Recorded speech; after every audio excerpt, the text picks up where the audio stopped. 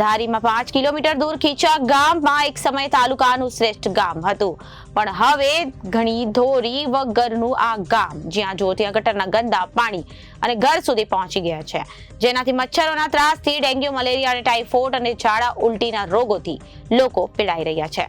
ધારીમાં 5 kilometre દૂર ખીચા ગામમાં એક સમય તાલુકાનું શ્રેષ્ઠ ગામ હતું, પણ હવે ધણી ધોરી વગરનું આ ગામ જ્યાં જો ત્યાં ગટરના ગંદા પાણી ઘર સુધી પહોંચી ગયા છે, જેનાથી મચ્છરોના ત્રાસથી ડેન્ગ્યુ, મલેરિયા, ટાઇફોઇડ, ઝાડા ઉલટીના રોગોથી લોકો પીડાઈ રહ્યા છે।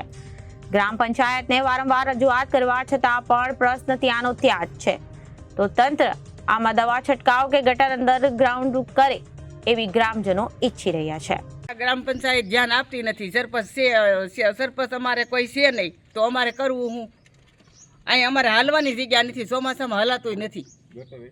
ગટર એટલી ઉભરાણી છે અને કાયમ મચ્છર એટલું, ઝાડા ઉલટી, ટાઇફોઇડ, મેલેરિયો બધું છે।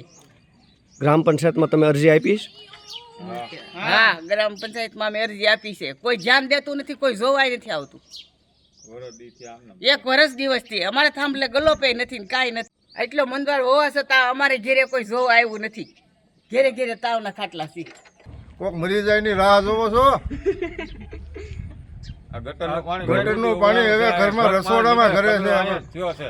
મચ્છર, ટાઇફોઇડ, ડેન્ગ્યુ, મેલેરિયા આખા પરામાં વ્યાપી ગયો છે।